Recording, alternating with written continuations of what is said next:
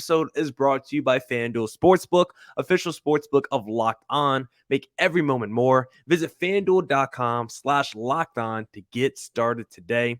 And there's not a better bet in the sports business, in the crossover business, than when you bring Javier Reyes of Locked On Padres on your podcast, because you know your pod is going to do numbers when he's talking with you. So without further ado, let's bring the man on who's going to inflate our numbers for this week. Javier Reyes. Woo, woo, woo, woo. How you doing, sir? I am doing fantastic, sir. Thank you as always for the very warm and lovely introduction. I love doing our crossovers, and we haven't done them in a while, which is Been a true for minute. sure. But every time they're always a delight. They're always a delight, and we're giving people a jam packed, double stuffed. What's a food that's double stuffed? Whatever food that's double stuffed. Built There Bar. you go. Double stuffed Built Built Bar. Bar. Double Yeah. stuffed Built Bar. There you Uh-huh. go. This is why they pay Millard the big bucks, ladies and gentlemen. But man, I'm thrilled to be here. I know we've had some fun over the years talking D-backs, Padres. And I'm excited to keep it going because I think that the D-backs are a very sneaky team this year.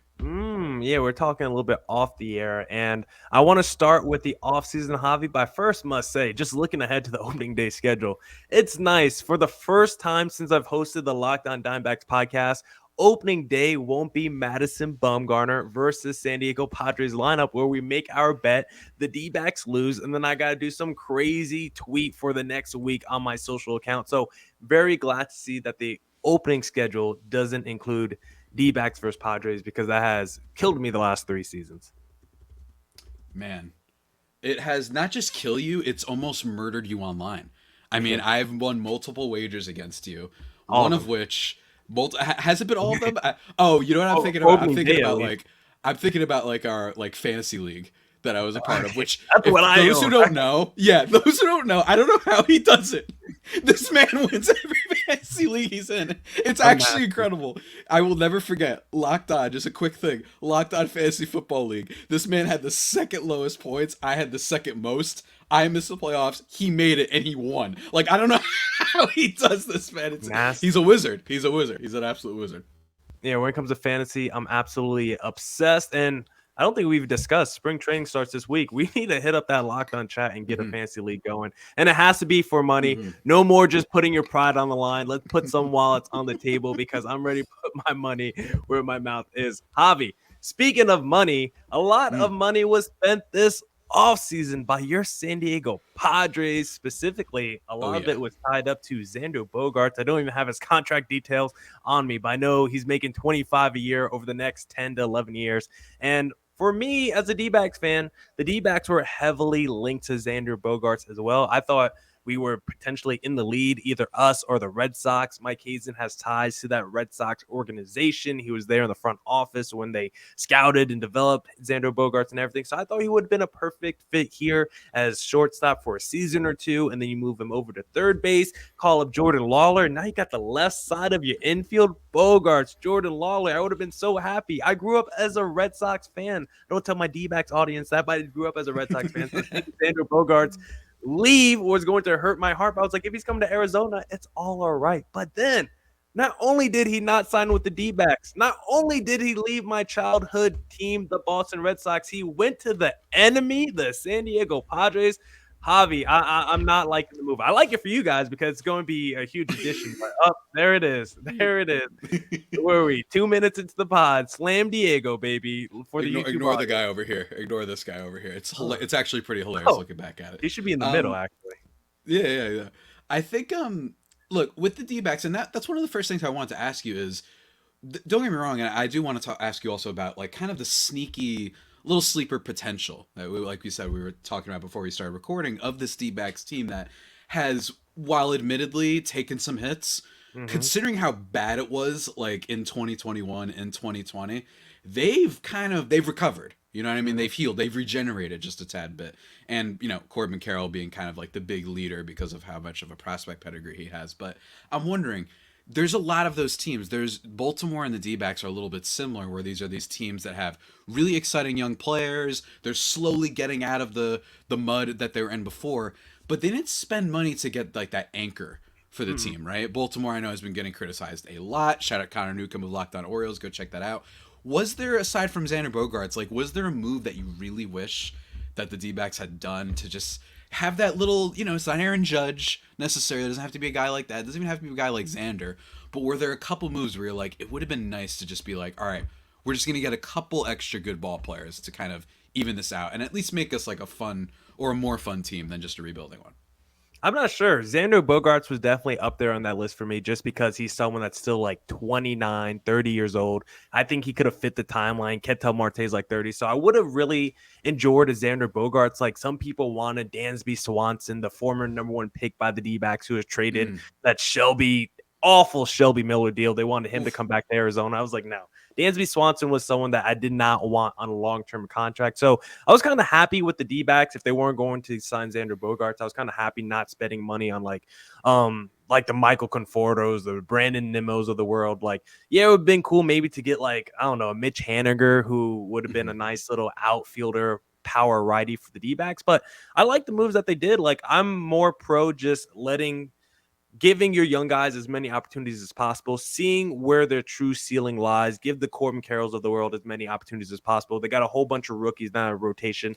Let them see, let them get opportunity as possible, and then really see where the ceiling is for your young players. See what their real potential is, and then I think you could go from there. Once you really know what you have established in your own system, then I don't mind going out there and spending money and adding to the mix you already have. Right now, I just felt like there's still too many question marks surrounding their young players in terms of how good are they really? What's their ceiling at? So once we answer those questions, then I'm more pro entering in some bigger name ball players to help this ball club, because as it currently stands, I don't think they're really ready, of course, for the Aaron Judges of the world. But I also don't think I would have wanted them to just go out there and spend money on some veteran who would have been good, like a Jock Peterson or a Michael Conforto. But I'm actually more pro just keeping it internal and trying to build this thing out naturally and just working on the margins. That's what they did with the Evan Longoria move. They need a platoon third baseman to go with Josh Rojas. He's not some big splash or anything like that, but if you get 90 games out of Evan Longoria, you get he still crushes lefties. You get some over the fence power. Like, that's the perfect kind of move. You don't have to go out there and make a big splash.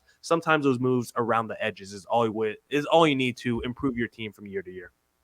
Yeah, I feel that. And I know that there are other teams out there that they sign guys almost just to sign guys, right? Like Baltimore brought in Adam Frazier.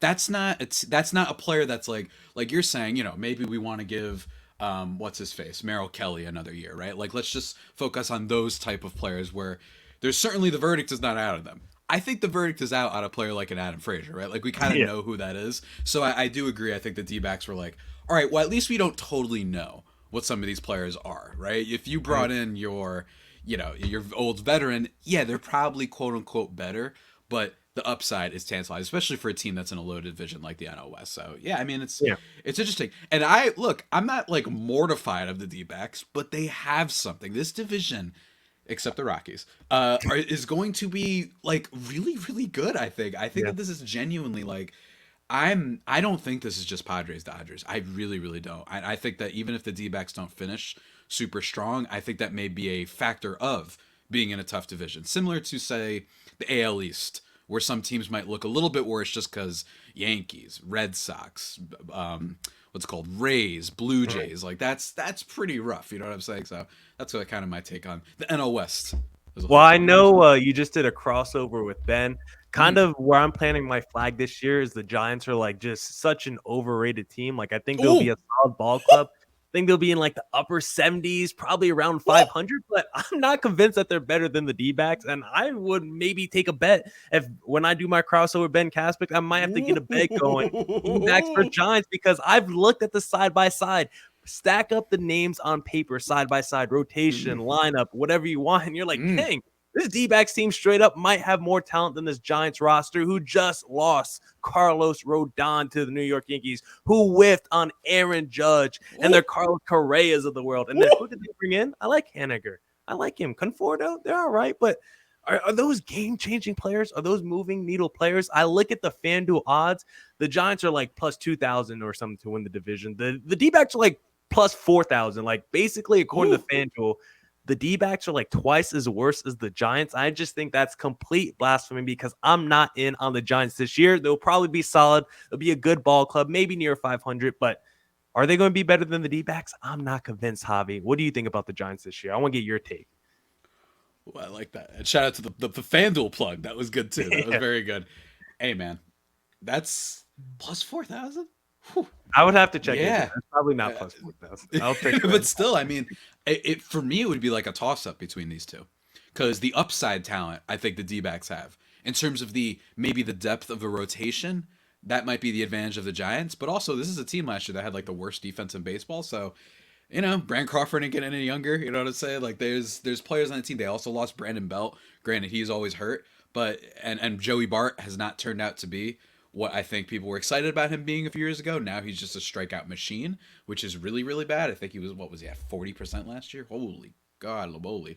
So that's pretty rough. So I don't know, man. I don't know. And the Dalton Varsho trade helps them out Um, maybe a little bit in the future. I don't know, Jim. I don't know, Jim. I don't know, Jim. Yeah. Speaking of FanDuel, I'm looking at it right now. Giants are plus 1,100 to win the division. D-backs are plus 4,000. So even worse than what I originally said of being double worse in terms of odds. They're like basically triple as bad as the Giants. I don't even know how to do the math there, but plus 1,100 to plus 4,000 when one team might be better than the other. I just would say the Giants probably have a higher floor while the D-backs have a higher ceiling. And hey, Javi, speaking of FanDuel, let me pull up our little overlay. Let me tell our listeners a little thing or two about FanDuel because the midway point of the NBA season is here, and now is the perfect time to download FanDuel, America's #1 sportsbook, because new customers get a no sweat first bet up to $1,000. That's bonus bets back if your first bet doesn't win. Just download the FanDuel Sportsbook app. It's safe, it's secure, and super easy to use. Then you can bet on everything from money line to point scorers and threes drained. Plus, FanDuel even lets you combine your bets for a chance at a bigger payout with a same game parlay. That's my favorite thing to do, Javi, because we are not in baseball season right now. It's the NBA season. I'm a huge Lakers fan, so every game, LeBron, 25 point, LeBron, 5 rebound, LeBron, 5 assists, AD, 25 and 10. You package that all together. That's instant money in your pockets. So don't miss the chance to get your no sweat first bet up to $1,000 in bonus bets when you go to fanduel.com/lockedon. That's fanduel.com/lockedon to learn more. Make every moment more at FanDuel, an official sports betting partner of the NBA. All right.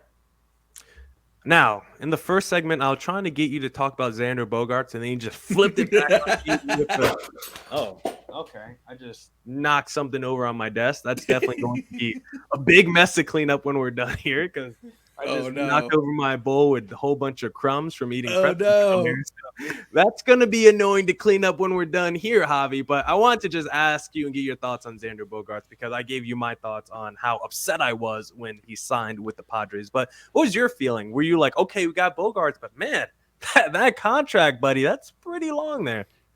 Look, when it comes to contracts, I think that it is fair to keep in mind that the Padres historically have just never done this. So even if they don't work out, the fact that the team is trying, especially for this kind of team, not like a Yankees, not like a Nationals, or like some of these other teams have spent money before. The Padres have never done this. So I think by default, no matter what happens, they're going to be excited about big deals. And I think that's what happened when, Tatis extension got announced, the Yu Darvish thing gets announced.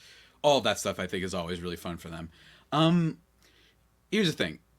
I think one thing in fairness about the Xander Bogaerts contract is just that if you're going to make a bet on a guy aging well, it would be a guy like Xander for like a decade. I mean, this dude basically ever since he entered the league has been a plus bat basically every year. Defense leaves a little bit to be desired, but plus bat, stays healthy.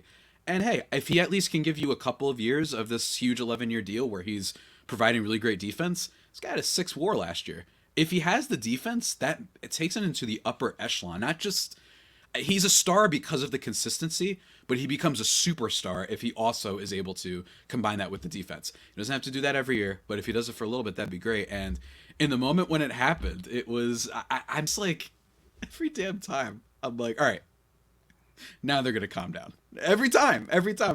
I forgot what I was watching, and then just out of nowhere, I just get the Jeff Passan notification, and I just have to head downstairs to record. It was so nuts, and I genuinely didn't think they would do that, especially because of the position, especially because of the years. You've been hearing all sorts of rumors about a bunch of different teams, and the Padres went out and did it, man. And then Peter Seidler, he's in his bag, right? You heard his comments the other day. He's saying, we got the spice. We're going to go out here and win a title and all this stuff. It's great. It's really great. And I think that no one should be really faulting the Padres. Obviously, it can turn out poorly.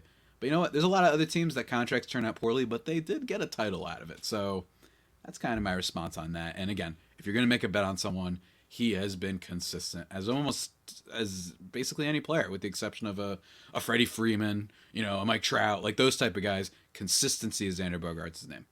And we probably over complain sometimes about long-term contracts because he's getting $25 million a year, which is not a crazy amount. He's getting the same amount as Dansby Swanson. I'd rather have Xander Bogaerts. He's getting $2 million less annually than Trey Turner. Like, it's just kind of the going rate for these guys. And let's say hypothetically, Manny Machado re-signs with the Padres. I know we're going to talk about that in a second, but let's say hypothetically, Manny Machado re-signs with the Padres for the next 7 years, right?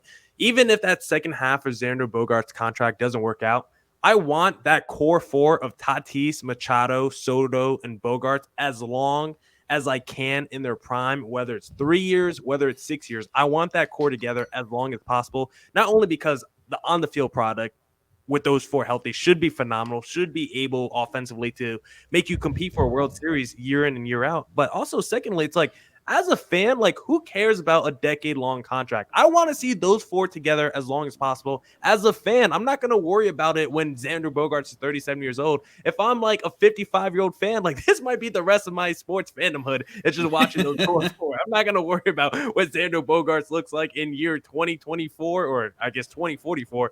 I'm just going to care about how my team looks right now. So it's like we get too caught up. It's like 11 years is such a long time. It's like I don't want to think about that in terms of my actual age and my actual reality. Like, let's sometimes live in the moment. It's like, man, I'm gonna have Tatis, Machado, Soto, and Bogaerts in their prime together in 20, mid to late 20s, all four of them for maybe the next 5 years. Like, that's going to be special to watch and is going to give you guys a chance to compete every single season. Now that we're seeing with these long-term contracts too, like, there's more players willing to put these opt-out deals like we see with the Manny Machados of the world in their contracts. So I don't think Bogaerts has that in his deal, but like sometimes we talk about these long-term deals and it's like, yeah, after 4 years, they could opt out anyway and just re-sign. So it's not really a long-term contract like what you might expect.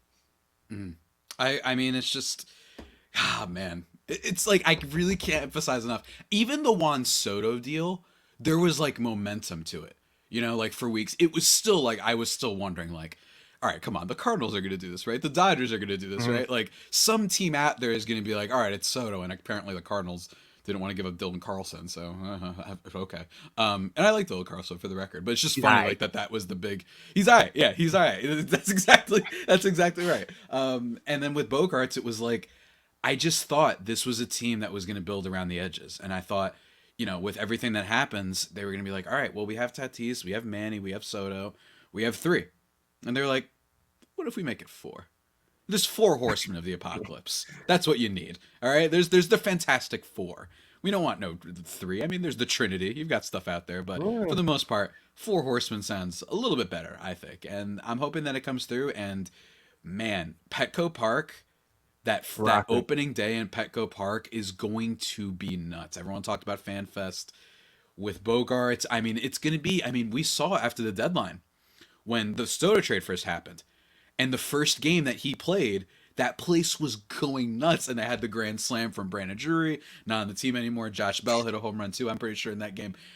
It was just like they were going nuts. It was like World War III that we won, and it's over. Like, everybody was just ecstatic, and man, it's going to be rocking on opening day, especially if they're able to potentially, do stuff along the line too, not on opening day, but like, down the line. I don't know if you heard, Jackson Merrill, top 10 prospect according to Fangraphs. AJ Preller hasn't made a trade this offseason. We know what that means. He's got that itch. So I'm just saying, everybody, look forward to that in the middle of the season, probably. Yeah, because the other thing that made the Xander Bogaerts signing so out the blue is the fact that they were basically turning down any reports that they were linked to Carlos Correa, because it was like Fernando Tatis plays shortstop, Manny Machado plays third base. where Xander Bogaerts going to play unless one of those three is a DH. And now it seems like Fernando Tatis Jr. is just going to move to center field. Do you see that causing any issues within your clubhouse or just him being in the outfield? Maybe because the D-back tried to move Ketel Marte to center field for a season. And we're like, man, he runs into the wall a lot and he's always getting hurt. Maybe we should move him back to second base. In fairness, it's a good problem to have where you're like, we have so many good players, where do we put them? But there's absolutely a lot of concern. I mean, and I talked about this with Ben on my podcast, just a lot of different players on this Padres team are going to be playing different positions, and whether or not there's statistical stuff to back up whether or not everyone's going to transition poorly or not so poorly. Bottom line is just it's a lot of change up, you know what I mean? And there's a lot of teams that when you just change things so quickly, they kind of fall apart and whatnot, or at least they get a little bit worse. It takes time. With Tatis, he's got the athleticism, obviously. Air Tatis, he's got the glove, he's got the arm strength, all that. But like you said, with the durability, that is a concern. But I think number one is he's just going to try and prove himself. I think that he knows he messed up. This is a team that was trying to make a World Series run. Who knows what happens if he's back on that team? Gets suspended, he has the dumb motorcycle accidents, all of that stuff. I think his thing is, I need to earn back the favor. If I ever want to get back to shortstop someday, which who knows, that might happen. I mean, I actually think that his defense was overhated. I do. I'm not saying he's a plus, but I think that there's somewhere in between with Tatis. So I think that if he ever wants to get there, he has to earn his favor back. So I think he's going to be good this season. Defensively, though, I mean, I'd be lying to you if I said it was a lock. I don't know. Nobody knows. It's genuinely like one of the big like kind of question marks surrounding not just this team, but probably any team in the NL. Is just what's this guy going to look like in the outfield? And I don't really know. Yeah, well, we know at least offensively once Fernando Tatis Jr. is back, he'll be a huge boost to that lineup. If you need a boost to start your day, do you know what you need to eat, Javi? Rumor has it, the Built Bars are pretty good. Whew! That's what I heard. That is right. Because if you're looking for a delicious treat, but don't want all the fat and calories, then you got to try a Built Bar. Because we got through the holidays a couple months ago. I'm still trying to stick to my New Year's resolutions, but it's getting tough. My sweet tooth is kicking my butt right now. I got major cravings, but it's okay because Built Bar tricks me. I think that I'm eating a candy bar when in reality, I'm actually eating a protein bar that's low in calorie, low in sugar, high in protein, high in fiber, so it's great for the keto diet. And the way it just fills my sugar craving is it's covered in 100% real chocolate. It's soft, it's easy to chew. And right now, you don't just have to go online. You don't just have to go to built.com if you want your own box of Built Bars. That thing is a thing of the past. Nowadays, you can walk into your nearest Walmart or Sam's Club and get a major box of Built Bar. So right now, if you're close to Sam's Club, run in and grab a 13-bar box of my favorite flavors, either brownie batter or churro, and then you can thank me later. All right, Javi. I teased it a little bit there with Fernando Tatis Jr., but when is he actually expected to be back? Because isn't he still going to be like suspended for like the first 30 or 40 games or something? Yeah, he's going to be back hopefully a little bit sooner because of the Padres' lovely playoff run, of course. Okay. But man, look, just please, man, you know what I mean? Just get back, be okay. He's going to be suspended for the beginning, and so that's going to leave some room for some other guys to potentially step up. We're going to see where they play Matt Carpenter. We're going to see where they play exactly. If maybe is we sure Xander Bogaerts is going to always play at short? I remember some people thought at one point he might play a little bit of second, and Ha-Seong Kim shortstop. We'll see how that goes. We'll see if Tatis plays a little bit of left field. They say Soto's going to play left field, but Tatis probably is going to play right field. And in fairness, Soto was pretty atrocious in left field last year, or right field last year. So we'll see how that all pans out. But, you know, Jose Zokar, how much run does he potentially get? Guys like that, you know, we're going to see if there's any other spring training darling that maybe makes the team to potentially at least get a shot until Tatis gets back. But yeah, like April or so, that's what I've last heard. So, you know, as long as he fills out the suspension and at least he's going to be participating in team activities. He's been there. He looks great. And that's really all you can hope for if you're the Padres right now. Yeah, and he only played 130 games in 2021, still finished third in MVP voting, Yeah, still led the league in home runs as well. So I think if you get 130 games out of Fernando Tatis Jr., that's about yeah, all man. you need, especially if he's there for the postseason. That's really the most important thing. But what happened to my guy Juraxen Profar? Is he still a free agent out there? Has He anyone picked is him up? my boy Jerickson, man. My boy Jerickson. He free him. What is going on? And He's in free. fairness, yeah, I know, right? He is that good point. Actually, I didn't think of that. Look, he is still on the market, and I don't think the Padres are going to get him. They already got Carpenter, like I said. I don't really see. They'd probably rather bring up a minor leaguer. I think he's an average, okay player. And maybe he overplayed his hand. Maybe, Boris and them, they thought, opt out of your contract. You're going to get something else, and he still doesn't have a contract. It's actually kind of like one of the secretly more weird kind of storylines in baseball right now that he still hasn't been signed anywhere. I don't know if this is like, could this be Michael Conforto part two? I know we talked about him earlier in the podcast, where it's like, is he secretly hurt? Right? Because that was weird when the Michael Conforto thing happened. I was like, this is a guy who's been a home run king for a while, and he's not that bad defensively. He's not great, but he's not bad, and he just didn't sign anywhere. And then all of a sudden came out he's actually going to miss the season. And of course, me being an idiot, ended up drafting him in fantasy baseball last year, so that was fun. So look, I just make picks sometimes that I get too obsessed with being like a hipster and like picking the player nobody wants. And then I do it by accident, and then I'm like, "Wait a minute, why did I take Cody Bellinger? Like, what am I doing? Like, this is so dumb." But yeah, I think that in general, Profare, as I like to call him, Profare. I'd love if he signs with a good team, at least a fun one, because I really enjoyed him on the Padres. I know he had a bad second half. I know there's a lot of criticisms with him as a player, but it's really just cool to see him playing. I mean, this is a guy who's a top level prospect that shoulder gets super messed up, struggles for a bunch of years, and it's just cool that he's still in the league, to be quite honest with you. Yeah, and I felt wasn't he like kind of sneaky important to what the Padres were doing last year? Like I felt like he was kind of a He glue was guy to your okay. team. Little bit of a glue guy, yeah, especially early on. He was playing Yeah. decent defense, which is mostly because of his arm strength, not because he's particularly fast or gets to the ball really well. But he had a bunch of outfield assists at one point, which was really rad. And at one point, he was just hitting home runs all the time. So, especially early on in the season for a team that was missing Tatis, right? And they didn't manage to get a big power bat. That was a big thing for them, where it was like, all right, this guy came out and just exploded onto the scene. So that was really good, even if it was just for the first like 2 months or so. I thought just based on that a team would be like, all right, cool, let's give this guy a shot. And he's only 30, so Yeah. that's the other thing. Feels like he's been in the league for like 20 years, but he's only 30. So Yeah, he was so young when he broke in, and like you said, he was like maybe one of the most heralded prospects of all time. I remember just mm-hmm. hearing him year after year as the number one guy, 5-tool player. This guy could do it all, and it's like he's probably he's got 5 tools, but are any of them that highly rated? Mm-hmm. Probably not. And then I see you guys also let go my other fan favorite that I like to hate on, Will Myers. That's pretty sad. I saw he signed with the Cincinnati Reds for a little 1 year, $7.5 million deal. But speaking of free agents, Javi, I could go in two different directions here with the way I opened that question. Let me start here actually before we get into a little controversy. How close do you think the Padres actually were to signing Aaron Judge, and how did it feel to you that they actually like how close they actually were? Like, were you actually anxious and like actually felt like it was believable that your team could do that?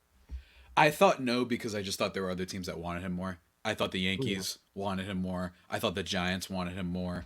And just in general, like it didn't seem like it. Now, the Padres are just I think it was more of a hey, we want every good player. So this guy's good. We want to have a call with him. Like they're not going to be intimidated by what someone might cost. I mean, there's already rumors and articles coming out and reports that the Padres are going to Otani. be super aggressive on Shohei Ohtani next year, right? So they're not intimidated. Whether or not that means they'll get them is a different thing.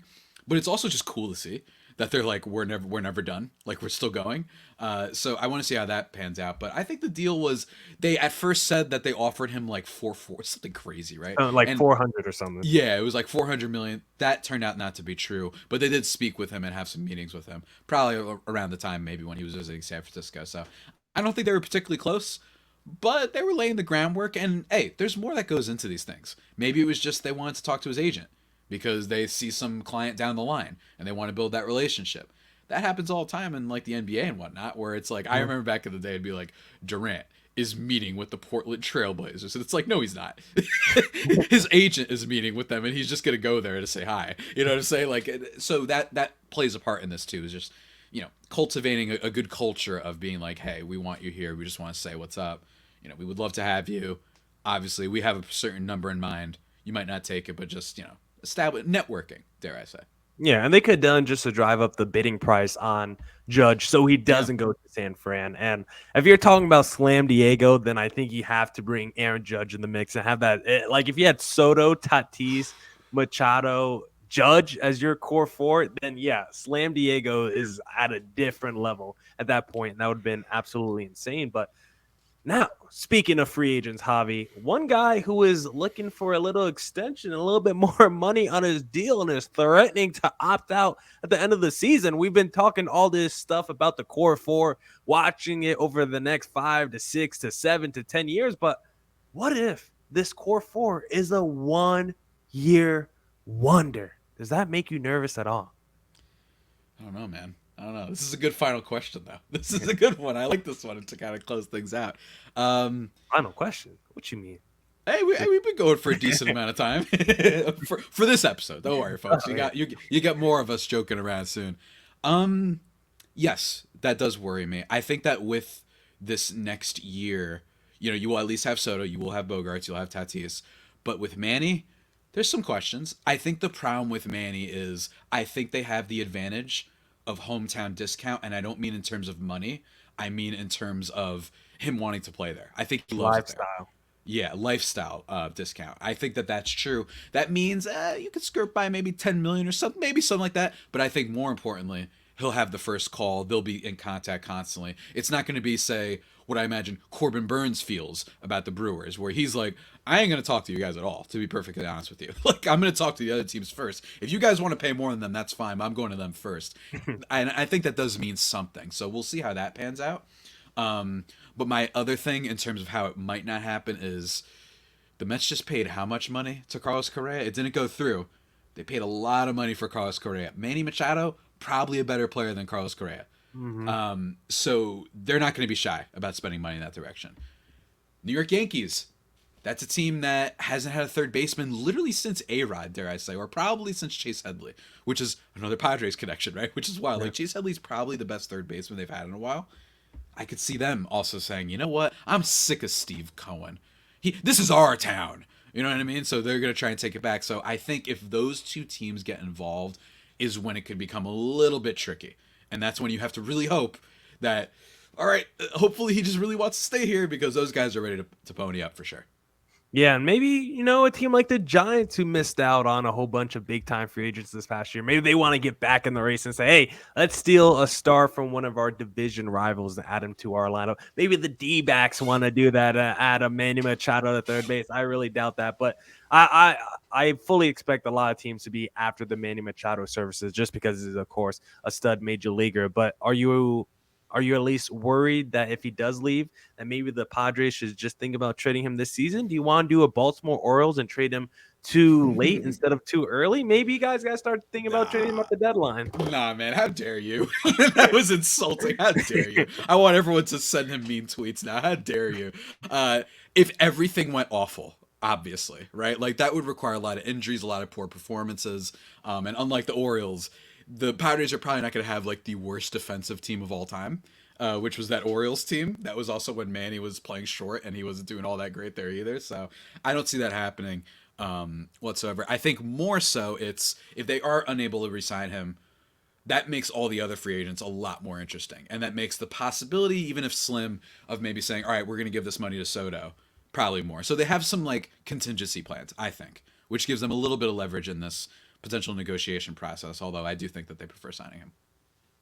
Okay. I'm very curious to see what happens to the Padres this season. I'm hoping because you look at that core four, you say, okay, the Padres are going to reach great heights, reach great ceilings this season, but there's also a little potential for a little combustibility with that Tatis, Xander Bogaerts position swap, and then the Manny Machado contract situation. Then it's like, also don't forget Juan Soto. Has he got his contract extension yet? He's also on the horizon. So this team could get real expensive, real fast. Maybe the ego start playing into it. It's like, whoa, all of a sudden, this Padres team that we thought was going to be around for a half decade is getting blown up. That would be my absolute favorite scenario. You brought up Ohtani right there. Just real quick, do you think he's getting $500 million next offseason? What do you think his contract's looking like? Man. Oh man. I mean, it's just that the 500 million, I'm going to say no, but I think he's going to be really close, like a 480. I'm only saying no just cuz we still haven't crossed 400, right? So if we haven't crossed 400, a 100 million extra, it's possible. I mean, especially because of the marketability. I mean, you immediately get like the biggest, most exciting talent in the game. Everyone's going to go want to see him. I mean, I remember like a friend of mine who was at a Yankees game. No one was watching Luis Severino warm up. Everyone was over and watching Shohei Ohtani warm up. Like, he's got that crazy blockbuster factor that the league has not seen in a very long time. So that part of it is something that you need to bring into the equation aside from just his playing ability. But I'm going to say no for now. I'm going to lean more conservatively. But then again, if he puts up like a 9-war season again, like, I don't know, they might just say, screw it, let's do this. And the better question might not be whether he gets $500 million. It might not be the total salary that we look at. The better question might be that annual average salary, because we see baseball players getting like 45 to 47. How much annually is he going to get? He might not get 10 years, 500 million, but maybe he gets 8 years, 450, and he's making like 55 annually or something crazy like that. So I'm very curious, not how long it is or the total, but how much is he going to make year to year, because I think he will be compensated for both that pitching and hitting ability that he has. Javier Reyes of Locked On Padres. Any final questions for me today before we depart here? Nothing immediately. I'm saving them. I'm saving them. I'm keeping them in my holster. I'm keeping them saved up, man, because we got. I mean, this D-backs team, it intrigues me. It really does. It really does. Intrigues him. Well, that's it for me, Millard Thomas, host of Locked On Diamondbacks. So follow me on Twitter at CreatorThomas24 or look up Locked On Diamondbacks on both Twitter, Instagram for the podcast handle. Javi, where can the listeners find you? Find me at Javapeno, JAVIIPENO. If you don't like my comic and nerdy tweets that I sometimes put on there, at LO_Padres for all Padres content. Information about the show every now and then too, and then Locked On Padres on YouTube to see my delightful Slam Diego shirt or my Tatis bobblehead. Will this be the greatest season in Padres history, or will it blow up in flames? Tune in. I don't know when opening day is. April 5th. Tune in April 5th to find out. That's it from us here at the Locked On Diamondbacks podcast.